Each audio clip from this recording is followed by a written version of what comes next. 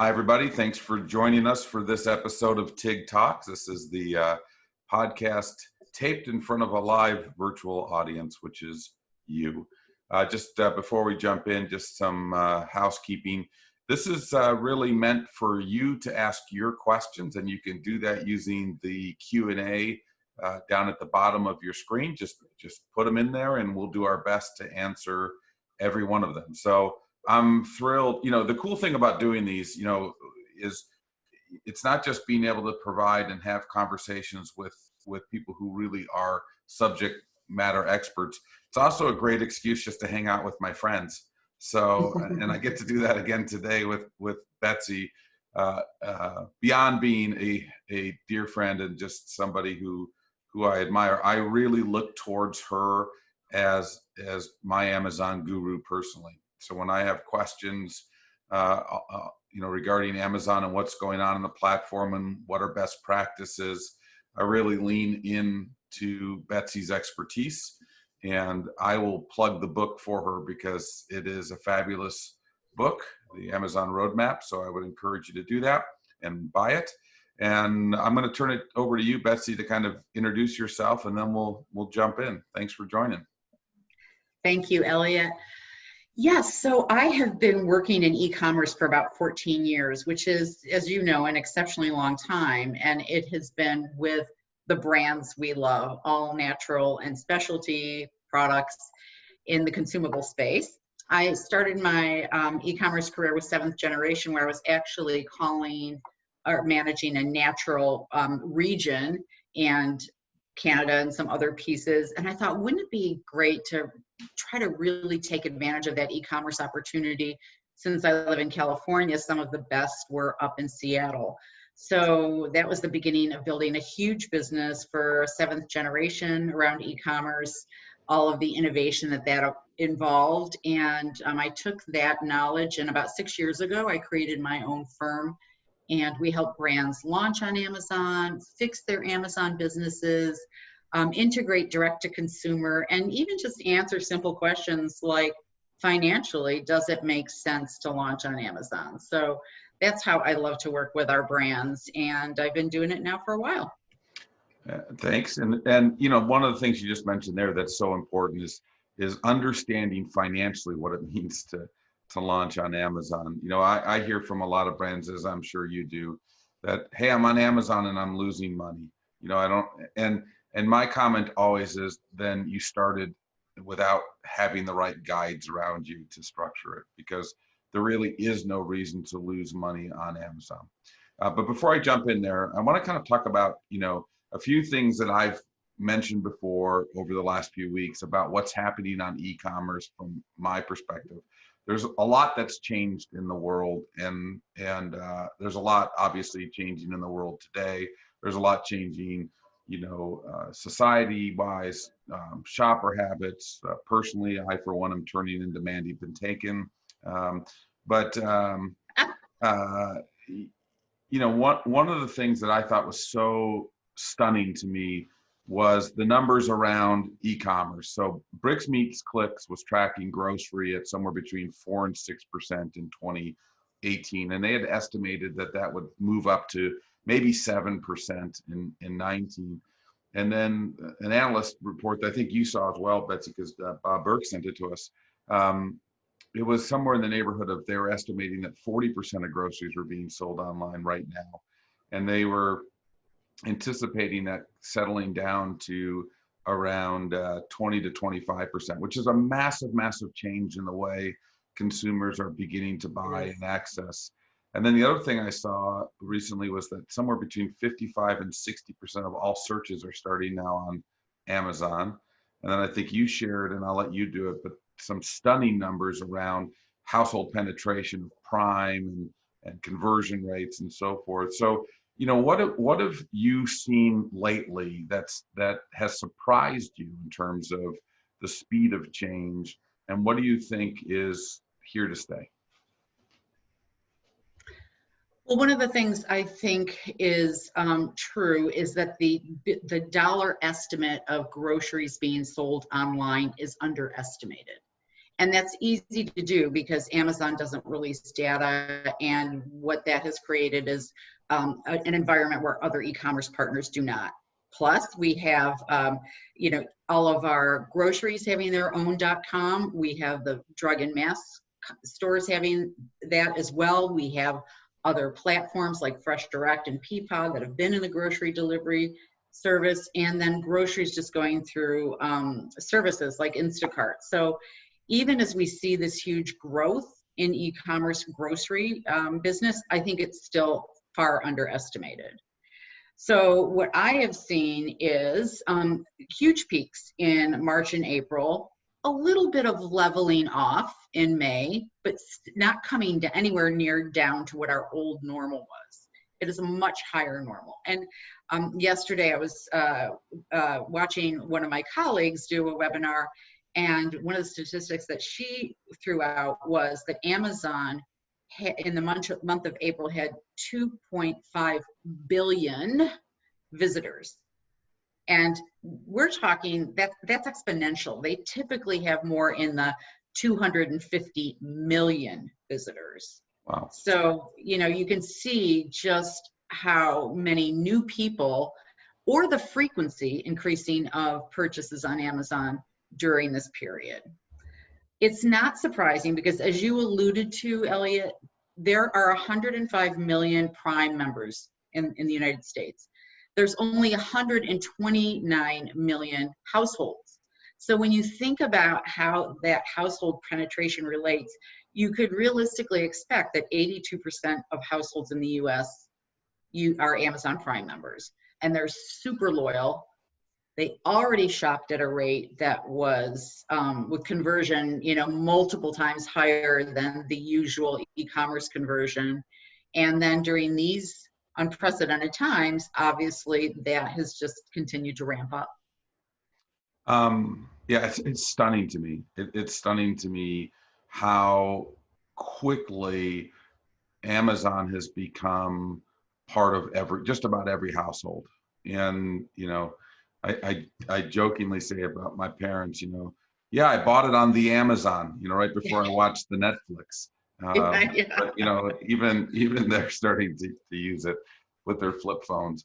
A question just to start off, and again, reminder for those here live, put your questions in the Q&A. We'll get to as many of them as we can. We really want to tailor this to what's top of mind. But if you're a brand already doing business on Amazon right now, and you're wondering, am I doing it right? Am I setting myself up to maximize the opportunity that exists now with this kind of groundswell change? How would you recommend to some brands to kind of inwardly look and examine what they're doing? So many of the brands that you and I both work with would fall into this category of what I'm saying, which is consumable brands. One of the things that we have seen as a trend throughout this period is that small, new, nimble brands are tending to flourish in this time because people are not just looking for tried and true products, but they want to try new things. They want indulgent opportunities. So every brand that I work with has seen exponential increases in their business during this time. Some, again, leveling off in May, but the opportunity is there for small brands. And what I've been telling brands is, do not spend a dime on discounting your product. It's not something I believe in general on Amazon or e-commerce, because you already have some layers of cost in there that you wouldn't have at the shelf. So much of shopping online is about convenience, selection, and in Amazon's case, 2-day delivery. And so what I would recommend for brands is to take advantage of the on-platform advertising that Amazon has available. And in a lot of categories, the cost per click has come down significantly during this period, as big brands have pulled back on advertising because they don't need to, and in some cases they're out of stock. We're seeing other brands just pulling advertising because of economic concerns. So it's created a much lower bar for the cost of some categories. Now, there are always categories that are going to be outrageously competitive, and pet is one, baby is one, supplements is another. But so many of the companies that you and I work with, which are, snacks and beverages and, staples of consumables and grocery, I think this is a great opportunity for them to step in and use their money wisely to propel their business through advertising and promotion events. And what about enhanced brand content and brand registry and all of that? How important is that?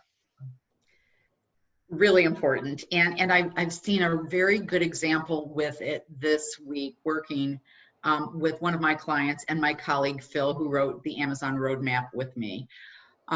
Brand registry is where you register your trademark so that you have essentially ownership of your brand on Amazon. There's misconceptions about it. It does not give you the right to kick third-party sellers of your product off the site. That's not what it's there for. It's more about what you mentioned, which is the ability and privilege of populating enhanced content, certain types of ad vehicles that non-registered brands can't take advantage of for your brand, like the headline ads, the brand sponsored brand ads. Other things like a storefront, Amazon Vine sampling program, all of those require brand registry.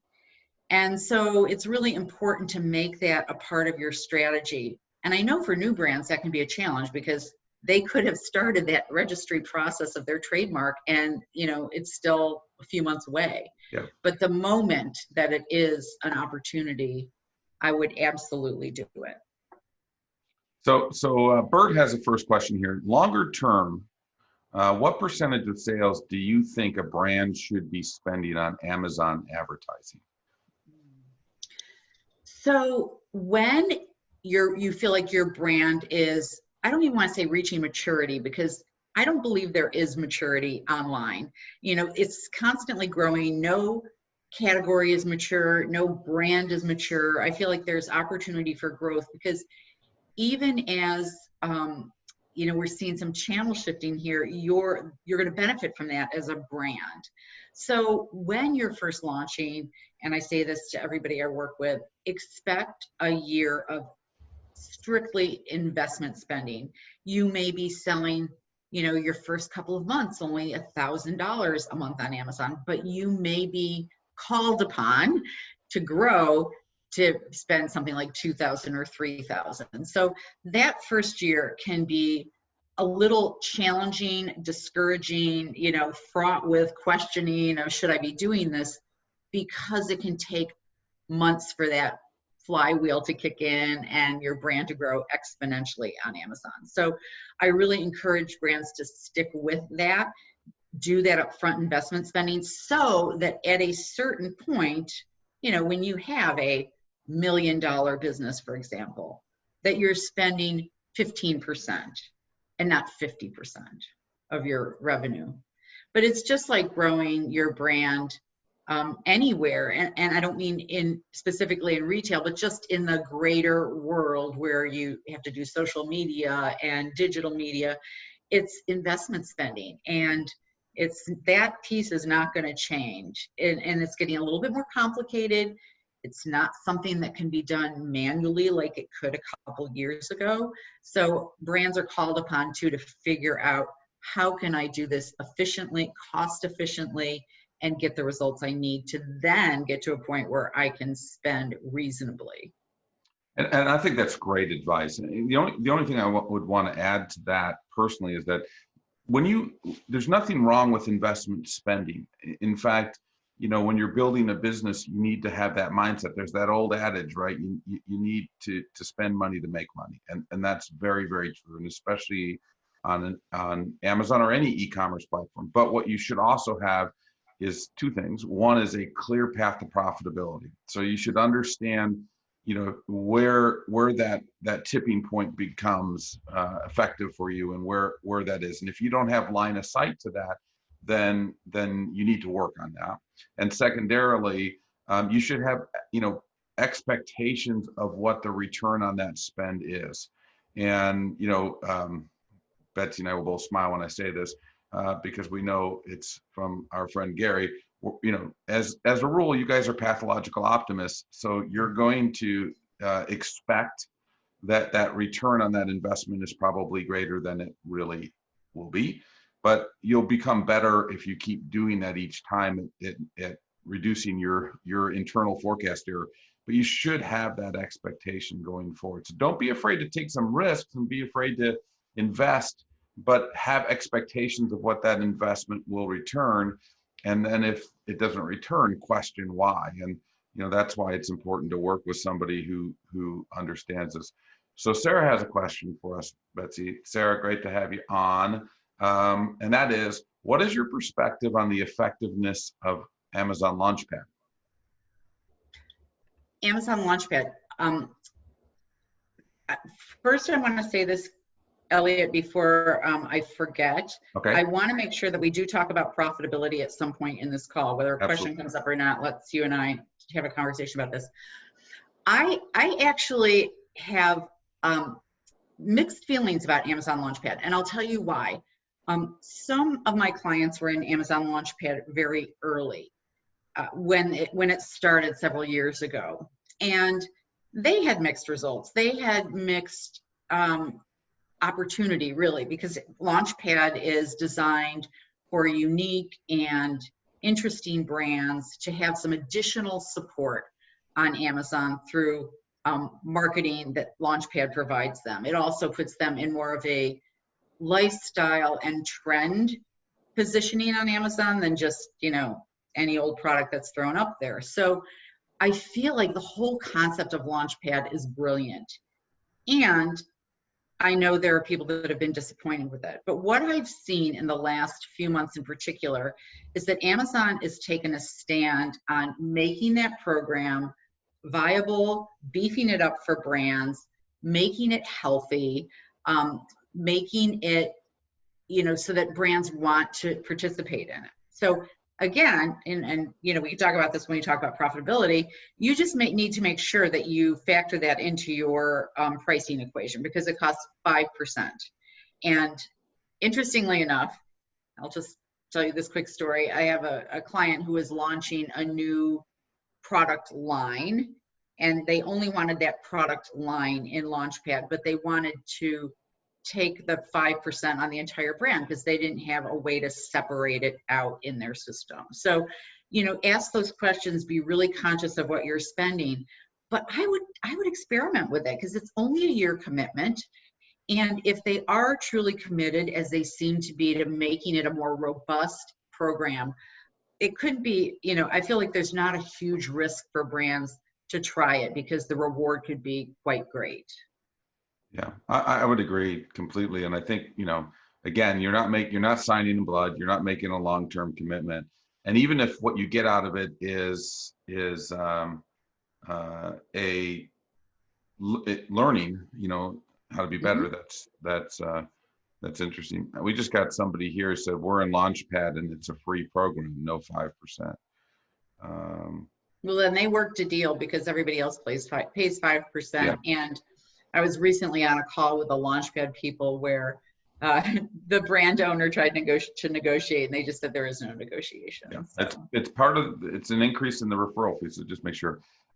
So Phil, came through for us, Betsy, and gave us the perfect question around profitability. So great. I'll read it for you. If a brand needs to anticipate spending 15% in the long run, then it needs a 25% margin, in parentheses, sales less COGS plus Amazon costs, on each sale to earn a 10% profit contribution towards company overhead from Amazon sales. Is that right? No. And I say that because there's more costs in there than you're thinking of. So let me just use the shelf example. You can use that very simple calculation at the shelf because there's no other expenses involved. But one that was missed already is that fulfillment fee.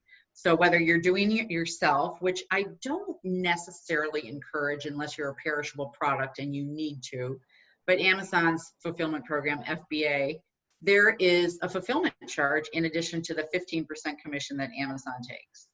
And then I always say factor in 2% for damage. If you are a brand that is appropriate for subscribe and save, that is it's the best loyalty program ever. And I would never turn down an opportunity to have subscribe and save. And so I factor in another 2 or 3% for that. So all of a sudden you have these costs that you didn't anticipate. Now, the difference is, and this is why the financials can work, is you're talking about the dollars for all these expenses are the dollars between your cost of goods and your retail price, right? So that's a much bigger chunk of change than when you're talking about costs between your cost of goods and the wholesale price that you're selling to a distributor. So I just want people to think of it that way so that they don't think, oh my gosh, how am I going to squeak this out of that, $3 or $4 I have built into the wholesale cost? No, it's the difference between cost of goods and retail. And that's what makes it work. So all of those inputs need to be considered. Shipping the product into Amazon Fulfillment Center, that might be 25 cents a unit or whatever it might be, but there are costs that you don't anticipate. And so you really need to think through the whole process to be sure you catch them all. Yeah, storage fees and inbound freight. One of the things, we're actually doing an online course right now that we're teaching, and we're teaching the concept of waterfalling, right? So and that is the difference when you look at Amazon. That waterfall starts at retail, at the retail price point you're charging. But it's a really good exercise to start at that retail and then begin to waterfall down all of the potential costs, the known cost, and the ancillary or miscellaneous costs that could be, like damage or et cetera. And then work your way all the way down to see what the net contribution margin is. And because that's what you want to know. You want to know that net contribution is contributing to the business. And there's some advantages beyond that too. And just to comment on that. And one of them, of course, is the fact that you convert your cash a little bit faster in an Amazon setting than you would in a wholesale relationship, which could be 60 plus days. So just coming back, Phil is just saying yes, but assuming that his is in quotations, Amazon costs include all of the costs that you just outlined, Betsy. Does that calculation work? Is there a way to see that? Because I'm now a little bit removed from the initial. Sure. Yeah. So it was 15%. If a brand needs to anticipate spending 15% in the long run, then it needs a 25% margin, sales less total cost of goods sold plus all of the Amazon costs in order to earn a 10% profit contribution towards company overhead. That is true, except here's another one of my philosophies about selling online. I preach this all the time. You do not have to have low price on Amazon. In fact, you're hurting yourself with your retailers if you do try to compete on price on Amazon. And it's not going to help you because you're one of 500 million products on Amazon. You're better to spend your money to be discovered than to think that low price is going to win the day. And, clearly I can't make that blanket statement without talking about buy box, right? If there's other sellers selling your product and they're selling it for less than you, they're going to win the buy box. But what I really encourage brands to think about is, what is the right package for Amazon? So let's say you have a product that is $4.99 on the shelf, and then you do a 3-pack and you decide to charge $19.99 on Amazon. So you've built $3 more in there to go towards your margin. So you could have more than 10% net margin at the end of the day, because you have built a pack that is right for the consumer, right for Amazon, and you can build some additional margin into it. Amazon consumers are not bent on getting the lowest price. That's not why they shop on Amazon. They shop for selection, convenience, getting it in 2 days. They're super loyal because they're Prime. You know, Prime members convert at a 74% conversion rate because when they go to Amazon, they're going to buy. So I really believe that you are selling yourself short if you try to, you know, keep your price low instead of taking the margin that's going to keep you healthy. Yeah, and I think, you know, listen, if you're going to make a mistake by being too high, because Yes. you can always adjust without blowback. The other thing is that you have to remember there isn't the same psychology of anchoring that you find in a retail store. So, you know, in a retail store, you have anchoring. You're assessing a 3-foot section in like 3 seconds, and you're anchoring between price points. So high, low. And most people, believe it or not, psychologically buy somewhere in the middle. You know, very few people buy the highest priced item, and very few people actually buy the very lowest price item. They're anchoring somewhere in the middle. When you're on Amazon or e-commerce, it's more about the product itself without the anchors on either side, except for the buy box if you've got other, you know, sellers selling your same product. But let's say that's not the case, or you're in parity. You don't have that same kind of that although there's other items up there, they're really looking at the item more specifically, and it's an opportunity. And you know, one of the things you can also do is if you disconnect the anchor between your retail price, and I'm going to come to a question Joshua asked, and in brick and mortar and your Amazon, by changing pack configuration, you don't also have that same mindset bringing. And you know, you should always, to my earlier point, my opinion, my experience, build it with a path to profitability. And if it's not there, then you start thinking about the very things Betsy was just saying, which is, you know, do I change my pack configuration? Do I change my packaging? Do I have even a different online offering? So Joshua asked a great question. So first of all, she thanked you for your insights, Betsy, and somehow threw me in there too, which is crazy because I have none. But anyways, can you talk a little bit about how brick and mortar views Amazon? Pricing, individual items, multi-packs, high-low at brick and mortar versus EDC at Amazon, etc. Yes, absolutely. I love that topic. And do you mind if I just say one little thing about what Elliot just said, which is that whole idea of anchoring is a brilliant way to look at it, because with this huge expandable virtual shelf at Amazon, you don't get, not only do you not get that effect, but some of your fiercest competition cannot even be present or a threat online because they're not doing what you're doing to be successful. One, you know, a really good example I like to use is that consumers will abandon a detail page 69% of the time if there's not enough information for them to understand the brand, which not only underscores the importance of content, but tells you how confusing it can be for the consumer. I mean, how many times have you gone to an Amazon page and you couldn't tell from the title or the bullet points, were you getting 1 unit or 30 units? And so if you focus on the things that are really going to make you successful, like content, and the things I'm going to talk about with this question, then don't let the price point be the issue. And I think that visual of the anchoring is brilliant. Now, going on to the next question. So first of all, I believe in terms of brick and mortar that rarely is there an item on the shelf in brick and mortar that is appropriate in and of itself for Amazon.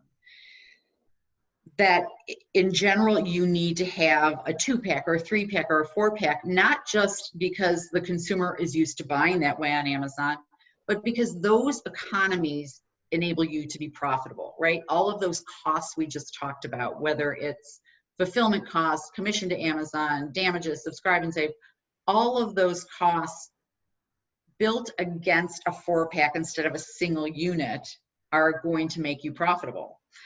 When you think about it, the cost of shipping anything these days is $4, right? So let's say you're shipping 1 jar of your product and it costs $4.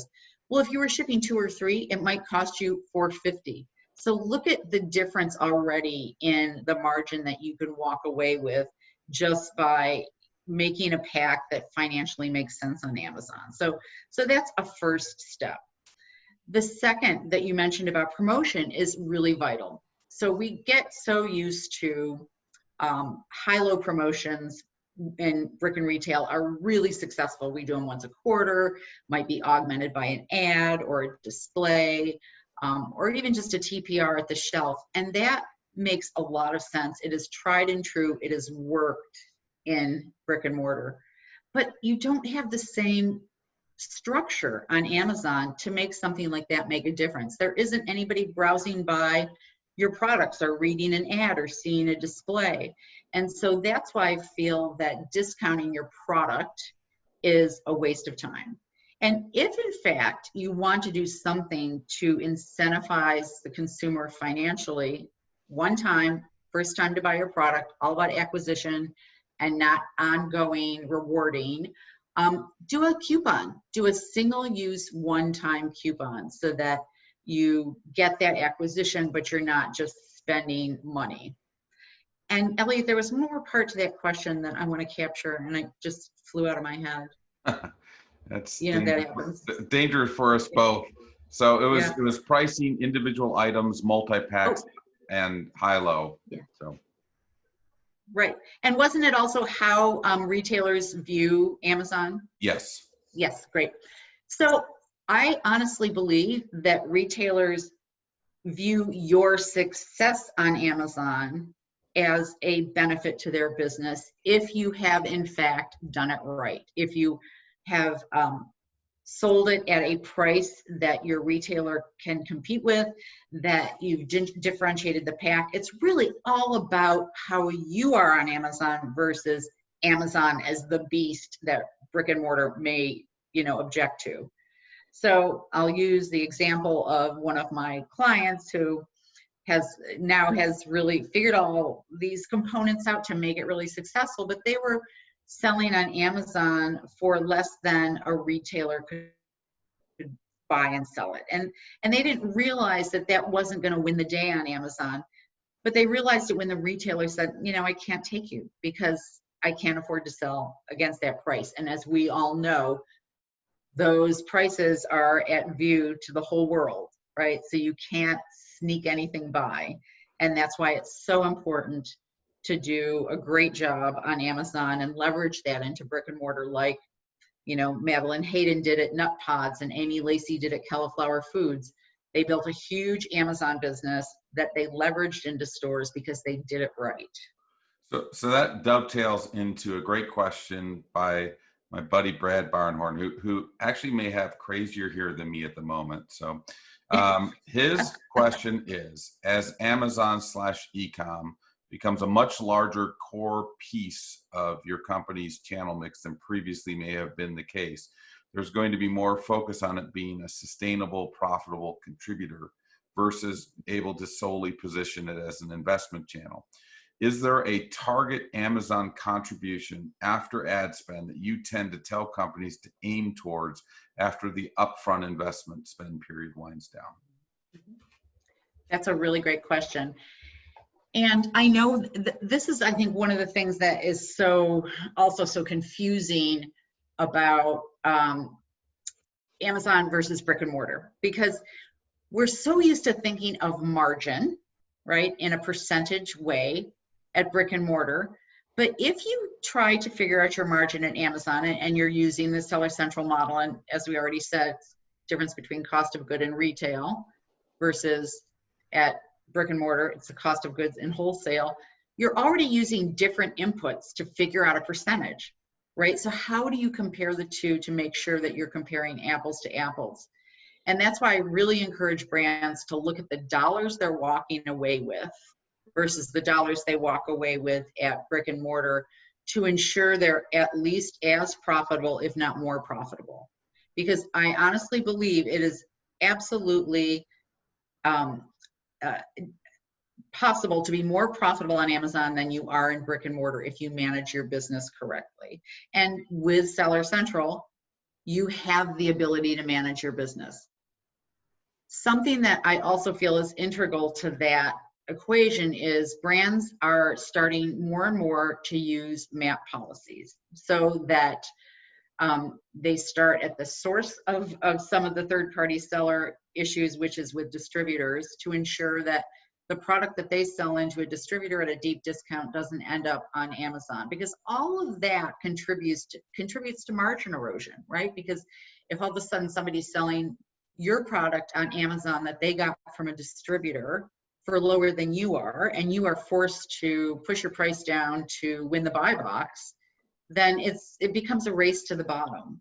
But there are ways to prevent that through appropriate pricing and discounting with your wholesalers, combination of a scan and a small off invoice, not a 20% off invoice, so that you can continue to have a healthy margin online. And, you know, Brad, I'd be happy to talk more about this offline and look at some of the models that I use and that you might want to use for your brands. But I honestly believe that you should be as or more profitable on Amazon than you are in brick and mortar. One caveat, I'm going to say, there are a lot of products that are really challenged financially, like waters, right? How do you ship a 24-pack of water when it costs $1 a bottle and you know, be profitable? So there are some types of products that are just a little bit more challenging than others, but in general, I think our food and beverage products are perfectly poised to be profitable on Amazon. So I'll add to that just a little bit too. And I talked about this already, this concept of waterfalling. And I think that's really important, to waterfall that all the way down to the contribution margin, and try to really call out all the things that you're going to do. And then do the same for, you know, a typical retail, when you have, you know, not only what you sell it to the distributor, but all the deductions and brokerage and all of those kind of things, and compare that net contribution. And, you know, I think you should find that they're somewhere similar, and I would hope actually that e-commerce could be better. But there are important differences beyond just the net contribution that I want to call out. One of them is known. You know, that's the big difference. So many people on this are dealing with, you know, with the deductions that they get 3 months later, 4 months later from their distributors. And it makes being predictive about your business and being able to really foresee and understand cash flow and all those things a lot more challenging when you know what you sell to what you get back, you just don't have clarity that it could mean one thing one time and something else another. And so when you transact on e-com, and when you transact specifically on Amazon, for all intents and purposes, you know the costs are known. And I think that's important. And the other, again, is, you know, as Andy Whitman always says, cash is king. That conversion time, that shortened conversion time from what you sell to when you get cash in return for that, is something that's monumentally important to you as an early stage brand, because that means you're getting that working capital back into your business sooner to deploy it for growing your business.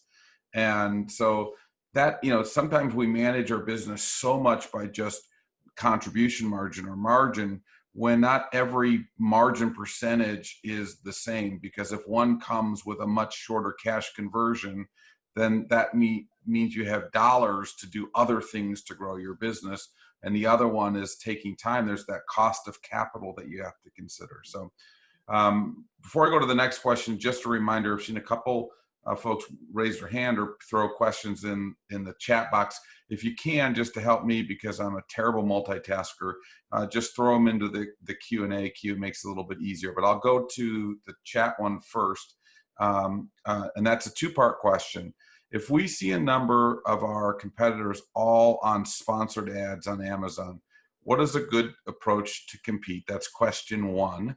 And question two, if we can't compete on price, what are some tips for making sure our products' mission-driven and purpose-focused values get across to the Amazon customers? Or do Amazon customers care? Do Amazon customers care? It's a good question. I think as many Amazon customers care as you would find in brick and mortar. So I don't know that I can make a universal statement about that. I'll just jump in really quick there and just say, if your consumers care and your consumers are on Amazon, which Betsy just said 82% of households are Amazon Prime, so I would guess they were, then I would say, yes, they care just as much as they will anywhere else. Sorry, Betsy. No, that's okay, because that actually leads into what I was going to say, which is there are other things that I think are more important for that continued growth and conversion. First of all, you should be doing ads. And maybe you can't compete on the same exact words, the pay-per-click words that they can. So you need to find what you can compete on. What are those unique phrases that bring people to your product, that target in a way that makes you successful? I remember listening to a young brand on a panel saying, even the crumbs that are left from the brands that can pay more than they can for pay-per-click are enough for her to make a successful brand. So I want to encourage you to really look into that. I do want to acknowledge that it's getting harder and harder to manage campaigns, manually. So it's important to understand your limitations, and if you can invest in growth with a small agency or a sole practitioner, and Elliot and I both know plenty of those, and they can really take your advertising to the next level. But one of the things that, believe it or not, I think you would believe it, that is most important is reviews. Reviews, reviews, reviews. I can't stress it enough as the most important part of your content. Well, it's funny because I'm going to interrupt because it makes sense here to do so. So excuse me, but Hector, and by the way, Hector, sorry, dude, that I'm not wearing the Tia Lupita shirt this time. My bad. How important are consumer reviews for the Amazon algorithm, and meaning how many 4 or 5 star reviews does your product need to have to rise to the top? So I think it's just a good segue to answer both questions here. Yep. So it's talking about the algorithm, it's a combination, really, but quite frankly, the most important component in the algorithm is price, right? So if there are multiple sellers of your product, which I hope they aren't, and that may be something we should talk about, how to handle that, then, if you're all relatively competing on price, then the other factors are going to start to make a difference. How relevant you are in search, how great your content is, your reviews, and how many you have are part of that equation.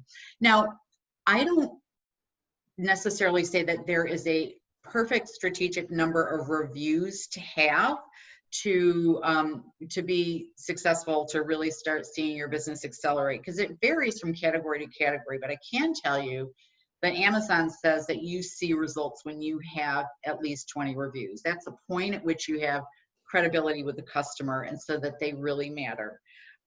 When you see brands that have 14,000 reviews, I think that's great for the brand and it's great for their credibility, but I don't think it's necessary to have that many reviews, for our products. The quality of the reviews is more important. The content of the reviews is more important, because 92% of people start their product searches on Amazon for consumer products. They don't go to Google. They go to Google to ask a question. They go to other platforms to ask a question. But consumer products are highly searched on Amazon. It's because people want to read the reviews. And I'm not just talking about grocery. I'm talking about all those other categories as well. So they are really important. They can affect your growth. They can affect your positioning in the algorithm. And that is one place I'd really pay attention. Any before I go to the next question, any do's or don'ts as it relates to reviews? Yes. Do not have your employees or your family review your product. I know it seems crazy, but Amazon figures this out. And I have known them to shut down an account because some employees reviewed the product. One of my clients, which had a travel product that this person reviewed legitimately because they travel all over the world and use the product all the time, Amazon said, "We see that you have a link to the company." They had worked there 3 years prior, and they wouldn't post the review. So it's impossible to say where Amazon has all their tentacles to figure out this information, but you really don't want to jeopardize your business by populating with reviews that aren't authentic and, you know, authentically received, that doesn't mean you can't prompt your social media following just in a way like, hey, we're on Amazon, you know, tell people what you think of our product. As long as you don't direct them about what to review, what to say, to give you 5 stars, any of those sorts of influencing factors, it is completely legitimate to use that for reviews. The other thing that Amazon a few months ago added to the Seller Central platform is their Amazon Vine program, which allows you to have a product sample for $2,500. It goes to 30 verified reviewers, Amazon Vine reviewers, and it's a really good, quick way to get, you know, 25 to 30 reviews. So I was thrilled when I saw that because I think that's one of the best spends you could have at Amazon. Interesting. Okay, I'm gonna push 2 questions together. So this is gonna be a little bit long, Betsy, and it may be beyond both of our retention. So I'll save them so we can come back, but I'll give it a shot. Okay. The first one is, can you share a couple of pointers on how you go about scaling sales through Amazon when you have a perishable product, and FBA isn't a possibility? Offering free shipping to compete with FBA puts you at a competitive disadvantage. You know, what's the choice? And then the second question is very similar. We have a heavy perishable product that sells at Whole Foods for $7.49, and the way to pencil selling on Amazon, we'd need to have an 8-pack, which would be priced too high at about $75. I've heard the sweet spot is around 40. We don't make money with smaller pack sizes using a 3PL, even just shipping and warehousing on the West Coast only. So I think, you know, we'll generalize a little bit, but just, you know, when you have a heavy product or a perishable product, what are some of the best practices? What are some of the questions that should be asked and answered? So first of all, I always do say that sweet spot on Amazon is between $15 and $40. But I say that does not apply to perishable products. So if you have a product that a consumer wants and you have to put it in an 8-pack, a consumer will buy it in an 8-pack and they will pay that premium price. I work with a juice company and that has a very successful Amazon business, and the #1 selling item in their portfolio on Amazon is $119, right? So if you have a quality premium product, and especially if you're not distributed everywhere, which we know is hard for frozen and perishable products, then you have a place on Amazon and people are willing to pay that premium price. Now, I also know that it's hard to get Prime right now. So seller fulfilled Prime or merchant fulfilled Prime used to be a thing that was easier to get. But if you work with a perishable fulfillment partner, they can help you with some of these stickler issues with Amazon and put you in a better position to succeed because they work this system all the time.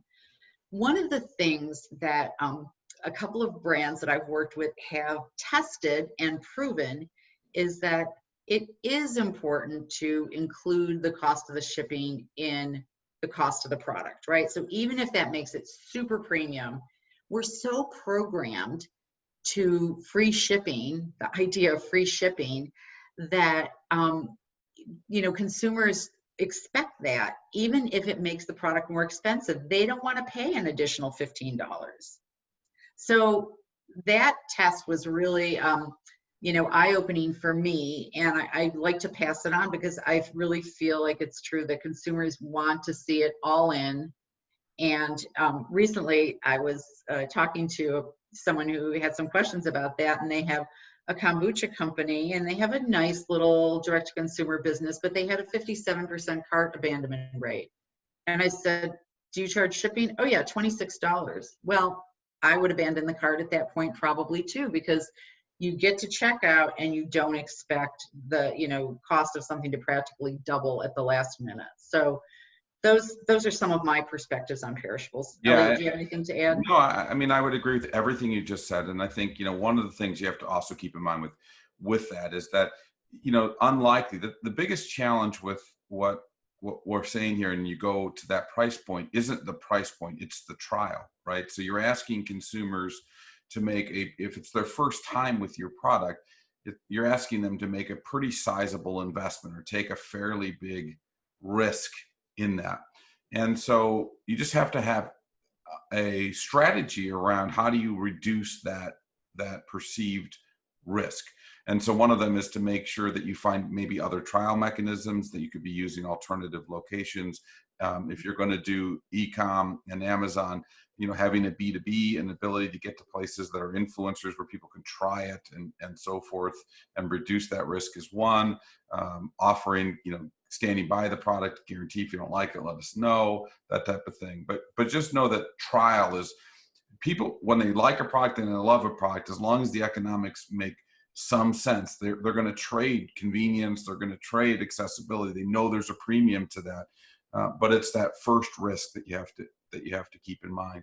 The other thing I'll say is a little bit more radical, and that is, if you really believe long term that Amazon or e-commerce in general is going to be a big part of your brand and your business and your perishable, as you begin to innovate and look for additional SKUs, it's okay to start thinking, is there a way I can deconstruct this? Is there a way I can offer a new addition to the line that is more e-com friendly, which could be, aseptic packaging. It could be our product in a powder format. It could be any of those kind of things as well, where people experience the brand in two different ways. So I'm going to jump to the next question. Before I do, Joshua came back and just said, how am I defining waterfalling? And listen, there's a lot of different uses of the term, but the way specifically I am, Joshua, is that I'm just simply saying you start with that selling price and you waterfall, you drop out underneath it all of the costs that come away from it. So referral fee, FBA fee, advertising, your tacos or ACOS, whatever you want to call it, all the way down to COGS, so that, and you try to make sure you capture every one of those so that at the very end number, you have a net contribution. And then net contribution is the number then that goes against all of your other fixed costs or overheads, et cetera. So hopefully that answers it. If not, reach out to me and I'm happy to talk more about it. Okay, next question. And this one from Clara, she said, sorry, she was a little bit late in joining. No worries, but what is the recommended investment dollar for a startup CPG brand? Do you have like a baseline kind of, you got to at least be willing to put this in if you want to see any type, or is it really product specific and brand specific? So does that refer to PPC advertising, or how much to spend on advertising, or? Yeah, that was exactly? The question was that. I don't know specifically, and Claire, if you want to add, feel free, but what is the recommended investment dollars for a startup CPG brand as it relates to, Amazon? Mm-hmm. Boy, there's a lot of variables to that question. So first of all, Claire, I don't know if you came in when I was saying, advertising on Amazon can be one of the most important things to your brand. And so you've got to spend money on that. And I would say never less than $1,000 a month to start, but more likely in that $2,000 to $3,000 range. Again, all investment spending.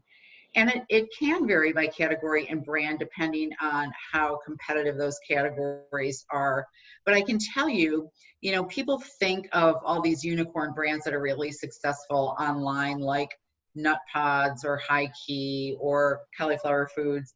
And I can tell you it's because they put the work in. They're not unicorn brands. They spent the money, they did the investment spending, they had either the right people on their team or reached outside to find the right people to grow their business.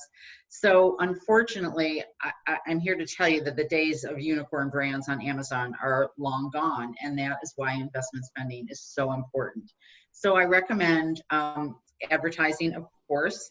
And then if you want to incentivize the consumer at all, the single-use coupon I mentioned, you can set it up in Amazon's system to be a single-use coupon for acquisition, and making sure that your content is great and you're, on the right path to getting great reviews, because all of those components can make you successful in addition to the money that you're spending. Okay, awesome. All right, we have a couple questions left, and we're going to do them rapid fire so we can Okay. schedule them in. Ready? So Wes's question, Wes, great that you can join. Do you recommend pursuing, or have you have any insights about Amazon's new retail platform, Go Grocery? It scaled slower than they expected. They thought that they would have 3,000 stores within a couple of years. So I would absolutely keep an eye on it, especially in the times now of COVID. I think it's going to become a more relevant platform where, touching things is, not touching things is going to be important. So we know that they're paying attention, they're focusing on that again, but it has scaled slowly. I'm not sure I can quote the right number of stores, but I think it's only 28 at this point, which is a far cry from 3,000. So make sure to watch it. Can't give you any good advice about it now in terms of how it could scale your brand. And our favorite Hawaiian Kramer asks, how important, waving by the way, anyone listening, how important is branding and packaging design to create interest in product on Amazon and e-commerce in general, since it's a screen-based experience? You still have to look great. You gotta look great. And one of the things that you have the opportunity for on Amazon is not just your primary image looking great, but 7 secondary images that can do anything from show other, perspectives of your package, list your certifications, give infographics on how to use your product. All of that that appearance is really important. But I would say, some of the most successful brands online definitely have beautiful packaging, and it looks like it was taken, the picture's taken professionally and not like somebody did it on their iPhone after it got squished in the back seat of the car. So all of that is really important. How you look online is essential. And then can you please share your thoughts on advertising on Amazon versus on your own website? Aren't you competing with your own company advertising? So I'll let you go first, and I'll give that one a stab too. Yeah, so I think it's absolutely essential for you to have your own direct to consumer, and it is going to cost money. And the reason you are going to need that is because that's one of the places that you find out the most about your consumer, and you can use that consumer data to scale your brand. But if you're talking about volume, Amazon most likely is going to be your volume play. People don't want to go to a website to buy a bag of chips. They want to go one place where they can buy their chips with everything else they're buying. So for our categories, it's a little more challenging to have a robust direct-to-consumer business, but it still is essential. So I would not neglect it. As far as, yes, it seems like you're competing with yourself, but what I would do is focus really heavily and exclusively on the ad opportunities on Amazon's platform rather than driving people there from the outside, and then use some of those outside platforms like Instagram ads or other types of media to drive to your website. But it all comes down to resources. How much do you have to spend on either, and just spreading it over 2 of those platforms make a lot of sense. I'll offer 2 analogies. First of all, when you're a brand, you don't necessarily pit one store versus another, right? You don't support store A and not store B. You support both stores because your consumers choose where they want to shop. And so the same holds true with your website versus Amazon. There are going to be consumers that want and trust and feel more comfortable on the Amazon platform, and there are going to be other consumers that want to go direct. And sometimes they'll start on Amazon and come to you because they want to, build that relationship. So being platform agnostic, I believe, is a really good strategy. The other analogy I'll give you is that, think about it like as a consumer, if you're driving down the road and sometimes on the right you see something cool and you pull over there, and sometimes it's on the left, and sometimes you drive a little further. It's this continuum with all these waypoints that consumers stop. And if you want to build your brand, then you want to be in as many of those waypoints as you possibly can. So Josh, you can also add differentiation between the 2 platforms so that right. There is a unique reason to come to yours. That's right. And that's the other thing that I think is a best practice is, so we can build some loyalty programs, and it's a great place to, test a new item and all those kind of things. Joshua, don't have time for your question, but if you want to ping me on email, I'm happy to do it. Betsy, thanks as always. You're so, I mean, we could do this Thank for like you. 4 hours I easy. know. You and There's I so spent much to so talk much about. time on this. But give you just a second to tell people, how to reach you, and also a little bit more about your services and your book, and then we'll wrap up. So the best place to go is my website, McGinnEcom.com. Talks about my services there, shows my book, gives you an idea of some of the brands that I work with, like yours. And, I do a variety of things, everything from helping brands to launch to helping them get profitable. So if you have a need, a project need that you might, think is something that, you want to have a conversation about, I'm happy to do it. Great, great. Well, everyone, thanks for joining. And if we can be of any help, you can reach out to us and join us on the next upcoming TIG Talks. And just a reminder, because I'm really excited about this. Next week, TIG Talks launch is and it's not TikTok, by the way. God forbid I ever do that. TIG Talks launches as a podcast. So it's really meant to try to create this information in the most accessible form. So it'll come out next week, and there'll be, I think, an initially 9 or 10 episodes. This is our 14th that we've just recorded here. So looking forward to sharing that with all of you and seeing you on a future one next week. So again, Betsy, thanks for everything. Everyone have a good day. Stay safe and healthy. You too, Elliot. Take care. Bye-bye. Bye-bye.